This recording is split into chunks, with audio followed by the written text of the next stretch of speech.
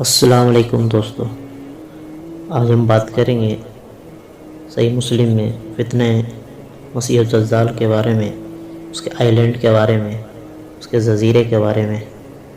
تو چلے بنا وقت گوائے شروع کرتے ہیں۔ بسم اللہ الرحمن الرحیم۔ صحیح مسلم کی حدیث ہے فتنہ آخری زمان سے ریلیٹڈ۔ ایک نماز کے بعد آپ صلی اللہ علیہ وسلم نے نماز پڑھ لی تو ممبر پر بیٹھے اور آپ صلی اللہ علیہ وسلم ہنس رہے تھے۔ آپ صلی اللہ علیہ وسلم نے فرمایا کہ ہر ایک آدمی اپنی نماز کی جگہ پر رہے۔ پھر فرمایا کہ تم جانتے ہو کہ میں نے تمہیں کیوں اکٹھا کیا ہے؟ صحابہ بولے کہ اللہ اور اس کے رسول صلی اللہ علیہ وسلم خوب جانتے ہیں۔ آپ صلی اللہ علیہ وسلم نے فرمایا کہ اللہ کی قسم، میں نے تمہیں رغبت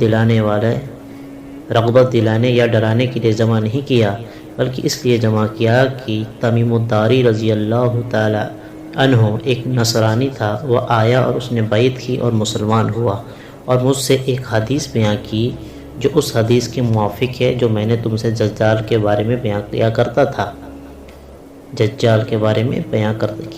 تھا۔ اس نے بیان کیا کہ وہ یعنی تمیم سمندر کے جہاز میں 30 آدمیوں کے ساتھ سوار ہوا جو لخم اور جذام کی قوم میں سے تھے۔ پس ان سے 1 مہینہ بھر سمندر کی لہریں کھیلتی رہی۔ پھر وہ لوگ سمندر میں ڈوبتے سورج کی طرف ایک جزیرے کے کنارے جا لگے، یعنی آئی لینڈ۔ پس وہ جہاز سے پلوار یعنی چھوٹی سی کشتی میں بیٹھے اور جزیرے میں داخل ہو گئے۔ وہاں ان کو ایک جانور ملا جو کہ بھاری دم، بھاری بالوں والا، کہ اس کا اگلا پچھلا حصہ بالوں سے ہجوم سے معلوم نہ ہوتا تھا۔ لوگوں نے اس سے کہا کہ اے کمبخت، تو کیا چیز ہے؟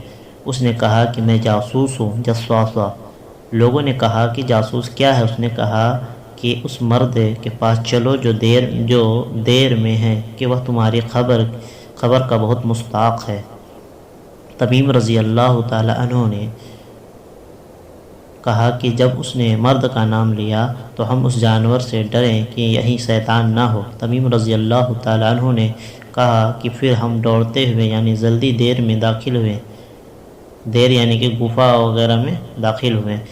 دیکھا تو وہاں ایک بڑے قد کا آدمی ہے کہ ہم نے اتنا بڑا آدمی اور ایسا سخت جکڑا ہوا کبھی نہیں دیکھا۔ اس کے دونوں ہاتھ گردن کے ساتھ بندھے ہوئے تھے اور دونوں رانوں سے ٹخنوں تک لوہے سے جکڑا ہوا تھا۔ ہم نے کہا کہ اے کمبخت، تو کیا چیز ہے؟ اس نے کہا تم میری خبر پر قابو پا گئے ہو، یعنی میرا حال تو تم کو اب معلوم ہو جائے گا۔ تم اپنا حال بتاؤ کہ تم کون ہو؟ لوگوں نے کہا کہ ہم عرب لوگ ہیں، سمندر میں جہاز میں سوار ہوئے تھے، لیکن جب ہم سوار ہوئے تو سمندر کو جوش میں پایا۔ پھر 1 مہینے کی مدت تک لہر ہم سے کھیلتی رہی۔ پھر ہم اس جزیرے میں یعنی آئی لینڈ میں آ لگے تو چھوٹی کشتی میں بیٹھ کر جزیرے میں داخل ہوئے۔ پس ہمیں ایک بھاری دم کا اور بہت بالوں والا جانور ملا۔ ہم اس کے بالوں کی کثرت کی وجہ سے اس کا اگلا پچھلا حصہ نہ پہچانتے تھے۔ ہم نے اس سے کہا کہ اے کمبخت، تو کیا چیز ہے؟ اس نے کہا کہ میں جاسوس ہوں۔ ہم نے کہا کہ جاسوس کیا ہے؟ اس نے کہا کہ اس مرد کے پاس چلو جو گفا میں ہے اور وہ تمہاری خبر کا بہت مستحق ہے۔ پس ہم تیری طرف دوڑتے ہوئے آئے اور ہم اس سے ڈرے کہ کہیں بھوت پریت نہ ہو۔ پھر اس مرد نے کہا کہ مجھے بیسان کے نخلستان کی خبر دو۔ ہم نے کہا کہ تو اس سے کون سا حال پوچھتا ہے؟ اس نے کہا کہ میں اس کے نخلستان کے بارے میں پوچھتا ہوں کہ پھلتا ہے۔ ہم نے اس سے کہا کہ ہاں پھلتا ہے۔ اس نے کہا کہ خبردار رہو، ان قریب وہ نہ پھلے گا۔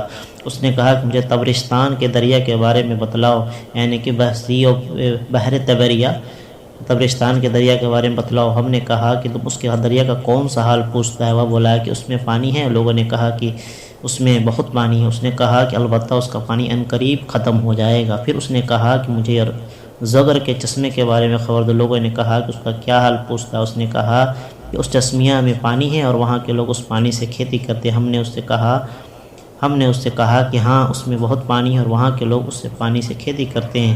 اس نے کہا کہ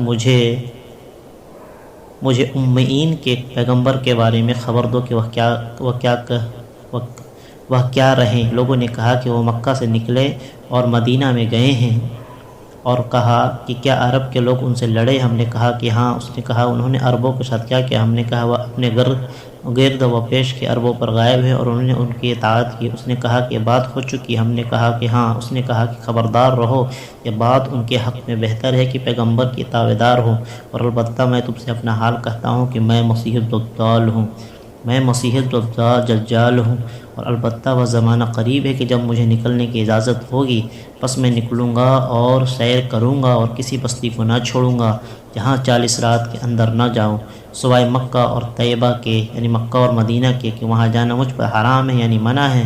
جب میں ان دونوں بستیوں میں سے کسی کے اندر جانا چاہوں گا تو میرے آگے ایک فرشتہ بڑا آئے گا اور اس کے ہاتھ میں ننگی تلوار ہوگی، وہ مجھے وہاں جانے سے روک دے گا، اور البتہ اس کے ہر ایک ناک پر فرشتے، ہر ایک ناکہ یعنی ہر ایک دروازے پر فرشتے ہوں گے جو اس کے چوکیداری کریں گے۔ سید فاطمہ رضی اللہ تعالی عنہا نے کہا کہ پھر نبی کریم صلی اللہ علیہ وسلم نے اپنی چھڑی منبر پر مار کر فرمایا کہ طیبہ یہی ہے، طیبہ یہی ہے، طیبہ یہی ہے، یعنی طیبہ سے مراد مدینہ منورہ ہے۔ خبردار رہو، بھلا میں تم کو اس حال کی خبر دے نہیں چکا ہوں؟ تو اصحاب نے کہا کہ ہاں۔ نبی کریم صلی اللہ علیہ وسلم نے فرمایا کہ مجھے تمیم رضی اللہ تعالیٰ عنہ کی بات اچھی لگی جو اس چیز کے موافق ہوئی جو میں نے تم لوگوں سے دجال اور مدینہ اور مکہ کے حال سے فرما دیا تھا۔ خبردار رہو کہ وہ شام یا یمن کے سمندر میں ہے نہیں، بلکہ وہ مشرق کی طرف ہے، وہ مشرق کی طرف ہے، وہ مشرق کی طرف ہے، مشرق کی طرف بحر ہند ہے، یا شاید یا جزال بحر ہند کی کسی جزیرے میں ہوں۔ اور آپ صلی اللہ علیہ وسلم نے مشرق کی طرف اشارہ کیا۔ سید فاطمہ بنت قیس رضی اللہ تعالی عنہا نے کہا کہ یہ حدیث میں نے رسول اللہ صلی اللہ علیہ وسلم سے یاد رکھی ہے۔ یہاں پر جو سیدہ فاطمہ بنت قیس رضی اللہ تعالی عنہا کا ذکر ہے، انہی کے تھرو یہ حدیث یہ بیان ہوئی ہے، راوی ہیں ایک طرح سے وہ۔ السلام علیکم، اجازت ہے، اگلے ویڈیو میں پھر ملتے ہیں اسی طرح کے